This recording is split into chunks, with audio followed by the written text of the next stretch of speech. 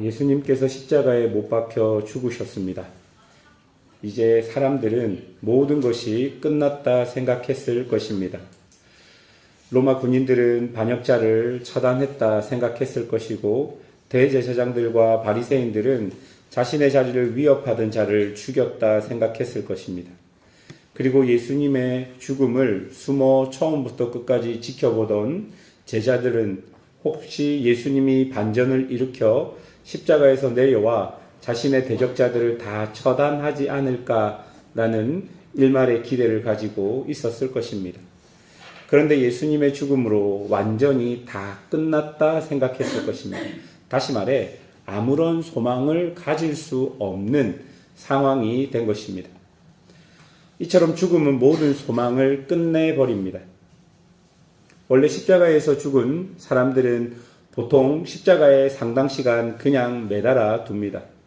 새들이 와서 이미 죽은 시체를 쪼아 먹도록 일부러 내버려 둠으로써 로마에 대항하여 도전하는 일을 한 사람들의 최후가 많은 사람들이 볼 수 있도록 하는 것이죠. 그렇게 하여서 로마에 대한 두려움을 심어주는 것입니다. 그리고 그 후에는 십자가 형벌 받은 사람들은 이름 없는 공동 구덩이에 던져졌습니다.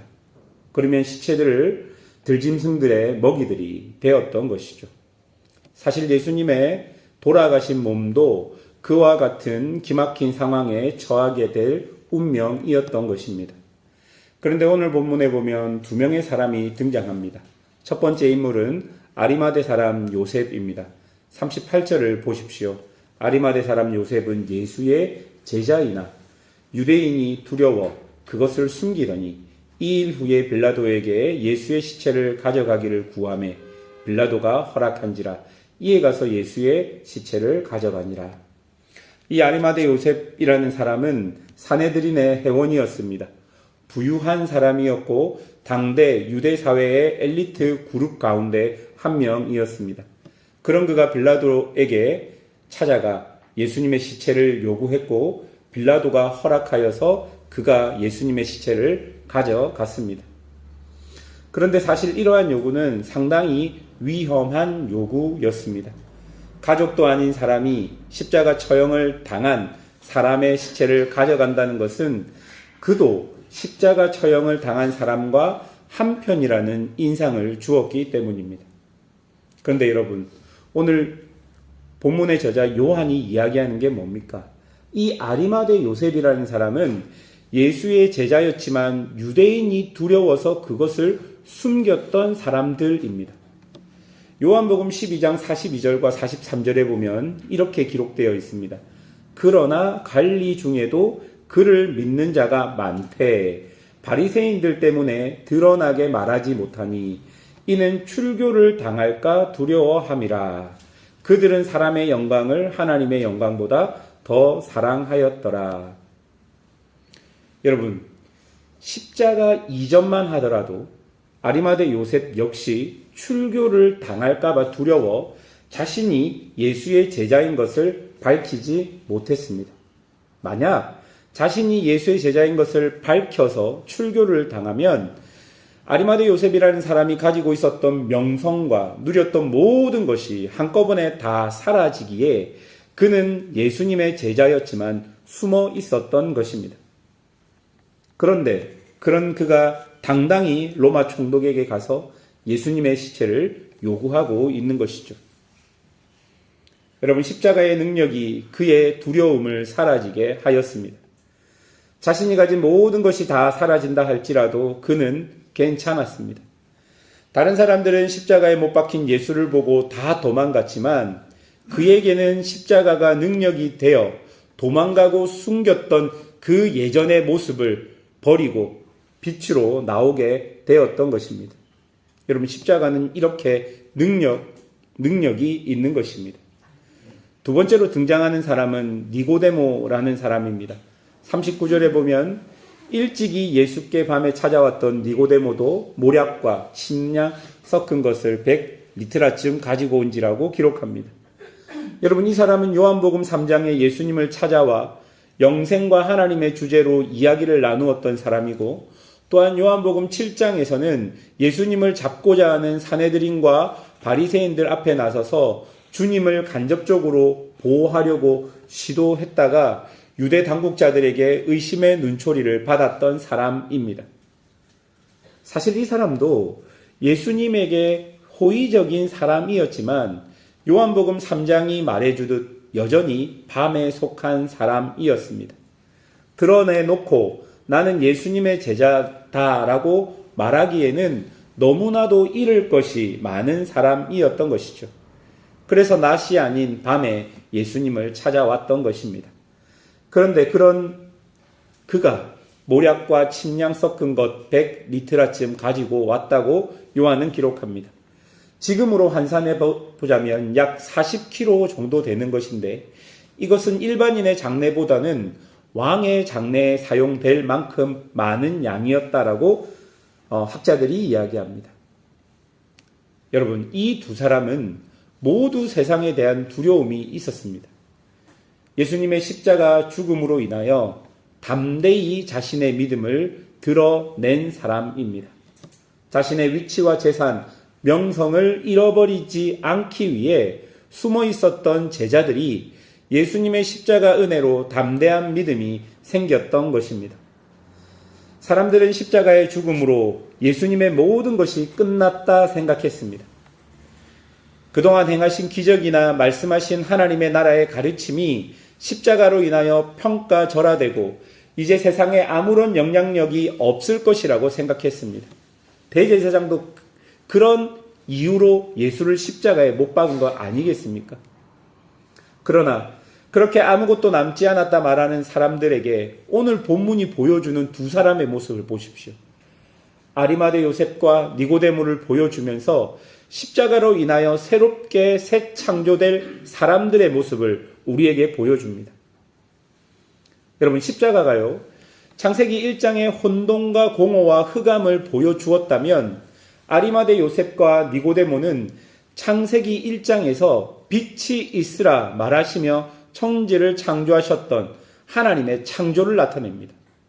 그 창조가 예수님을 통해 새 창조로 갱신되어서 우리에게 나타내 보여지는 것이죠.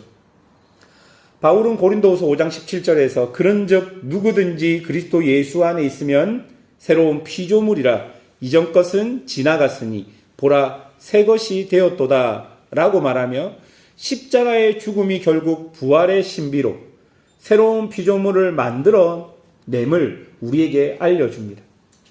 여러분, 오늘 본문 41절을 보시면 요한은 의도적으로 어떤 단어를 씁니까? 동산이라는 단어를 씁니다. 그 단어를 쓰면서 창세기의 에덴 동산을 기억나게끔 합니다. 그러니까 예수님의 십자가는 그냥 비참하고 처절한 죽음이 아닌 한 알의 밀알이 떨어져 썩어 열매를 맺는 새 창조의 신비를 우리에게 보여주며 예수님이 진정한 하나님의 아들임을 다시 한번 우리에게 알려줍니다. 사랑하는 여러분, 십자가 사건 이후로 예수님을 믿는 사람들은 새 창조의 사람들입니다. 이런 사람들은 세상에 누리는 것이 무엇이든 그것보다 주님의 가치를 더 높게 두는 사람입니다. 세상이 주는 두려움에 숨죽이고 있다가 십자가가 주는 담력으로 세상 속에서 하나님의 백성으로 사는 사람들입니다. 예수님의 십자가가 우리에게도 다시 한번 이런 용기를 주기를 원합니다. 세상이 두려워 양심의 가책을 느끼면서도 세상을 따라가고 있는 우리 모습이 이번 고난주간을 지내며 좀 변화되어서 담대하게 세상 속에서 그리스도인으로 살아가기를 원합니다. 오늘로 고난주간 특별 새벽기도는 마쳐집니다. 사실 여러분, 이 새벽기도가 쉽지 않은데 그동안 참석한다고 수고하셨습니다.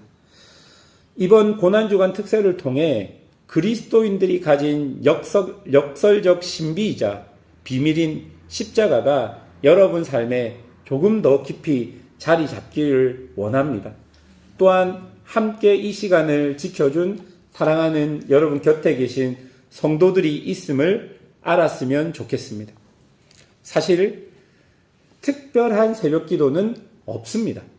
1년 중 매일 나올 수는 없지만 이 새벽 기도, 이것이 여러분의 인생 중에 어렵고 힘든 시간을 보낼 때 기도의 숨통을 틔우는 그런 시간들이 되었으면 좋겠습니다. 힘들 때, 어려울 때, 그리고 삶의 어느 순간 분명히 우리는 기도가 필요한 순간들이 있을 것입니다. 그때 여러분, 전 세계 어느 교회들 없는 이 새벽 기도라는 시간을 통해 여러분이 좀 하나님 앞에 기도의 숨통을 틔우는 그런 시간이 우리에게 있음을 꼭 기억하였으면 좋겠습니다. 그리고 이 시간들로 인하여 여러분의 신앙과 여러분의 믿음과 여러분의 경건과 여러분의 생각이 조금 더 하나님과 가까워졌으면 좋겠습니다. 매번 새벽 기도를 나오란 말은 아닙니다. 여러분의 인생의 순간 속에 이 기도의 시간이 꼭 필요할 때 한 번씩 기도의 자리를 나와서 지키고 또 은혜를 받는 시간이 되었으면 좋겠단 말입니다. 마지막으로 여러분, 곁에 있는 성도들에게 그렇게 인사할 건데요. 보통 새벽에는 곁에 있는 분들을 자세히 바라보면 안 됩니다. 눈빛을 조금 이렇게 흔들리셔서 우리 마지막이니까 우리 곁에 계신 분들에게 그렇게 좀 인사했으면 좋겠습니다. 당신은 새로운 피조물입니다. 이렇게 인사할까요? 네. 감사합니다. 오늘은 마지막이라서 제가 마지막으로 대표 기도를 하고 또 혹 남아서 더 기도하실 분들은 기도하고 그렇게 돌아가시면 되겠습니다. 함께 기도하겠습니다. 살아계신 하나님 아버지, 이 새벽 마지막 날까지 주님의 십자가 앞에 무릎 꿇는 귀한 성도들을 위하여 기도드립니다. 한 주간 동안 잡히시던 주님을, 신문 받으시던 주님을, 채찍 맞으시던 주님을, 십자가 지시던 주님을, 그리고 마침내 다 이루었다 선언하시며 머리를 숙이신 주님을 우리는 보았습니다. 그 길을 함께 걸은 우리 성도들의 마음 위에 주님께서 오늘도 그 십자가의 사랑과 자비를 내려 주시옵소서. 믿음이 흔들리던 자에게 십자가의 사랑이 닻이 되게 하시고 다 이루었다는 그 한마디가 어떤 폭풍도 끊을 수 없는 밧줄이 되게 하여 주시옵소서.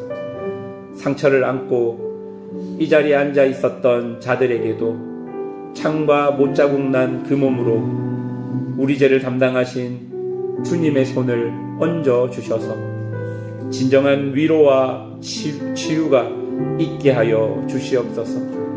지치고 무거운 짐을 진 자들에게도 다 이루신 주님 앞에 그 짐을 내려놓고 이 새벽을 지나 일상으로 돌아갈 때 가볍고 자유로운 발걸음을 허락하여 주시옵소서. 죄의 무게에 눌려있던 자들에게도 흘리신 보혈이 그 모든 죄를 덮었음을 다시 한번 마음 깊게 확인하게 하시고 정죄 없이 수치 없이 다 이루었다는 선언 안에서 온전히 용서받은 자로 일어서게 하여 주시옵소서.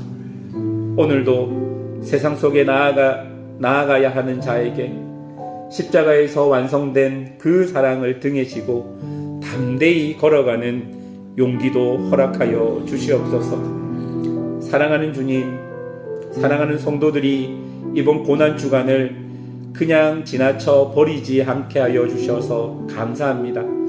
한 주간 새벽마다 이 자리에 나오는 것이 그들에게 단순한 종교적 행위가 아니라 주님과의 살아있는 만남이었음을 삶으로 증명하게 하여 주시옵소서. 이제 부활의 아침이 밝아옵니다. 십자가의 어둠을 통과한 자만이 누리는 부활의 기쁨과 소망으로 우리 사랑하는 성도들의 한 주, 한 달, 한 해를 가득 채워주시고 우리 사랑하는 성도들이 서 있는 모든 곳에서 다 이루었다 말씀하신 주님이 여전히 우리의 왕으로 다스려 주시옵소서. 이들의 삶을 귀하게 여겨주시고 하나님, 기도할 때마다 이들을 붙들어 주시고 하나님 말씀 위에 굳건히 서서 하나님의 귀한 백성으로 이 땅을 용기 내어 살아갈 수 있도록 주님 인도하여 주시옵소서.